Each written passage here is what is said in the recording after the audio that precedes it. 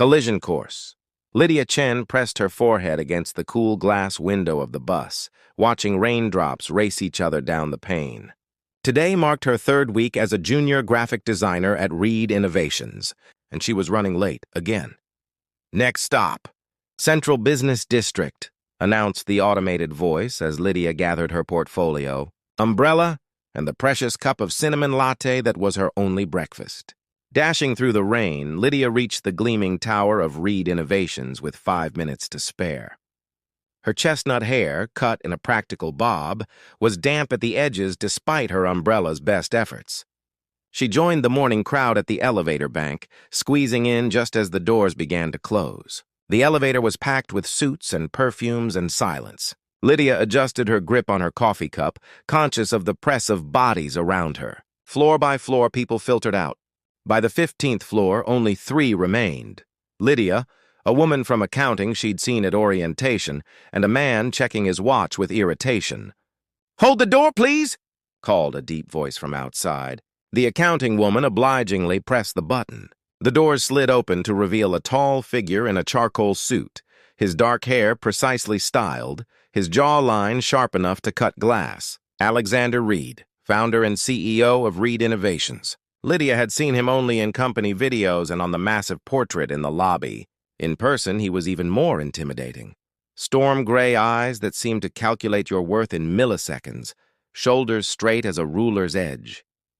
As he stepped in, the elevator lurched unexpectedly. Lydia stumbled forward, her coffee sailing from her hand in slow motion. The cup hit Alexander's pristine white shirt and expensive tie, splashing amber liquid everywhere. Gasps filled the small space. Time stopped. "I'm so sorry." Lydia fumbled in her bag for tissues. "It was an accident." "Stop." Alexander's voice was quiet, but cut through the air like a blade. "You're making it worse." The elevator doors opened at the 17th floor, Lydia's stop. She stood frozen. "Miss," the accounting woman whispered, nudging her. "Chen," Alexander said, reading her ID badge, his voice arctic. "Lydia Chen, design department." Lydia nodded, mortified heat crawling up her neck. "Go to your desk. HR will contact you shortly." The dismissal was clear. Lydia stepped out of the elevator, knees weak. 3 hours later, the email arrived. "Following this morning's incident and review of your probationary period performance, we regret to inform you that your employment with Reed Innovations is terminated, effective immediately." Lydia read it twice, disbelief morphing into anger. She'd been fired over an accident? Her portfolio was cleared out by security, her dreams shattered over spilled coffee. Walking out with her box of possessions, Lydia caught sight of Alexander across the lobby, now in a fresh suit, deep in conversation with a silver-haired man. For a brief moment, his eyes met hers. No recognition, no remorse, nothing but cold efficiency. Outside, the rain had stopped, but Lydia felt a storm brewing inside her. She hadn't just lost a job. She'd lost her first real chance at building the career she'd sacrificed everything for. And all because of a chance collision with a man who saw people as either assets or liabilities. Little did she know that this ending was merely the beginning of something neither of them could have anticipated. Fragments and reflections, 2 months after the elevator incident. Lydia sat cross-legged on her tiny apartment floor, surrounded by rejected job applications. Her savings were dwindling and her roommate's patience for delayed rent was wearing thin. "You can't keep moping," said Maya, her roommate and childhood friend, leaning against the doorframe. "The West Side Gallery opening is tonight. My brother's friend got us invites. Wear something nice. There'll be potential clients there." Lydia sighed. "I'm not in the mood for small talk and cheap wine." "Too bad." Maya tossed a dress onto Lydia's lap. "You need connections more than you need self-pity." That evening, Lydia stood in the corner of the gleaming gallery space, nursing a glass of surprisingly decent champagne. Her simple black dress was the one professional outfit she hadn't sold yet. The exhibition, Urban Landscapes in Watercolor and Ink, was actually beautiful, making her fingers itch for her sketch pad. "The artist captures loneliness remarkably well," said a voice beside her. Lydia turned and nearly dropped her glass. Alexander Reed stood there, studying the same painting, apparently not recognizing her. "Maybe it's not loneliness," she replied, finding her voice. Maybe it's contemplation. He turned, his eyes narrowing slightly in recognition. Miss Chen. Mr. Reed. Don't worry, I left my coffee at home. Something unexpected happened. A brief flash of amusement crossed his face before disappearing. I deserved that. Lydia's prepared bitterness suddenly felt heavy and unnecessary. Why are you here? Buying art to match your furniture. My mother was the artist, he said quietly. This is a retrospective. She passed away last year. Shame washed over Lydia. I'm sorry, I didn't know. How could you? He gestured toward the painting. You were right, by the way. She called this one Contemplation at Dawn. Lydia studied the painting with new eyes. She was incredibly talented. She was. Alexander took a sip of his drink. Have you found new employment? Not yet. Being fired by Reed Innovations makes for an interesting interview conversation. He frowned.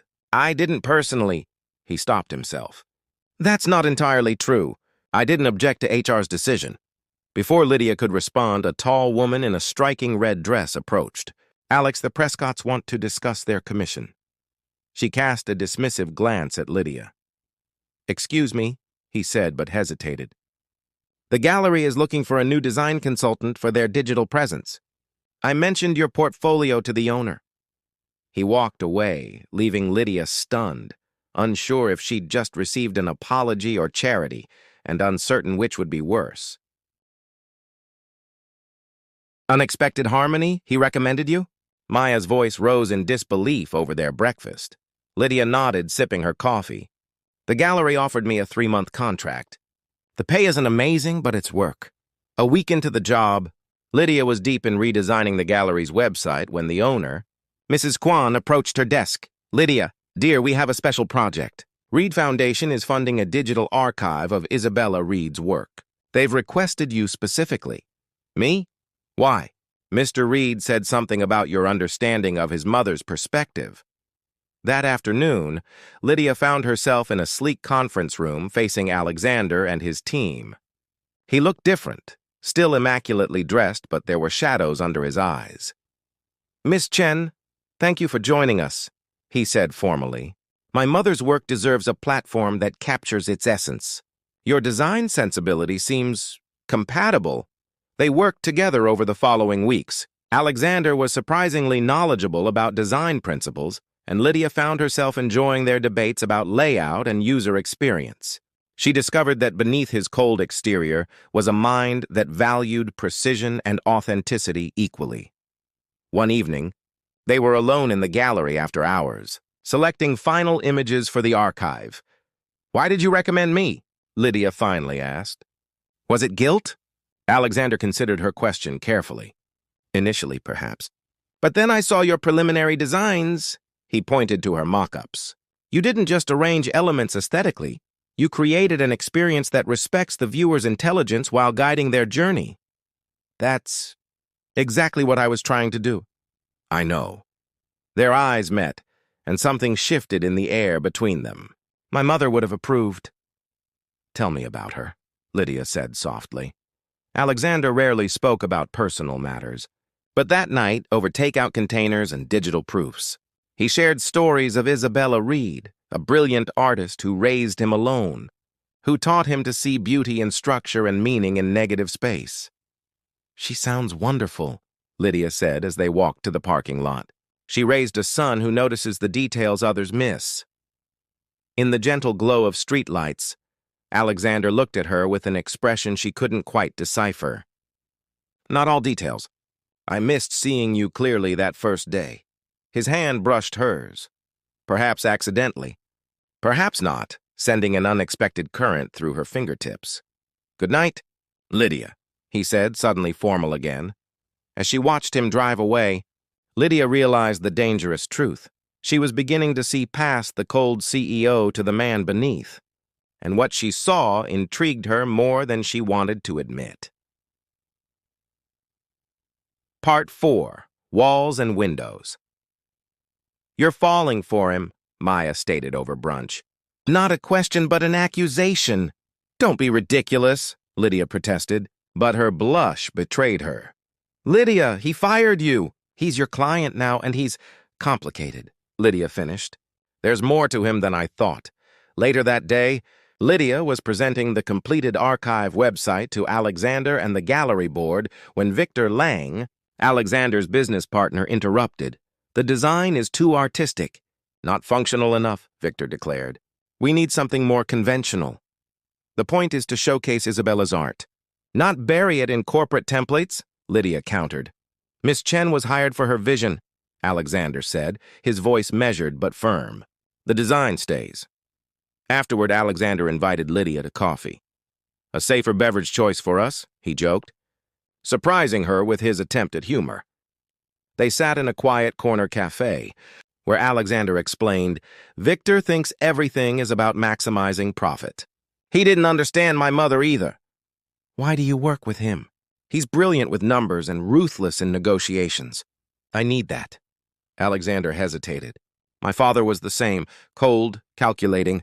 He left when I was 8. I promised myself I'd build something he'd regret abandoning, but in the process, you became like him, Lydia finished gently. Alexander's eyes darkened, until a graphic designer spilled coffee on my armor. Their conversation was interrupted by Lydia's brother, David, who, coincidentally, appeared at their table. Maya told me you were here, David said, shooting a suspicious glance at Alexander. I need your help with Mom's birthday gift.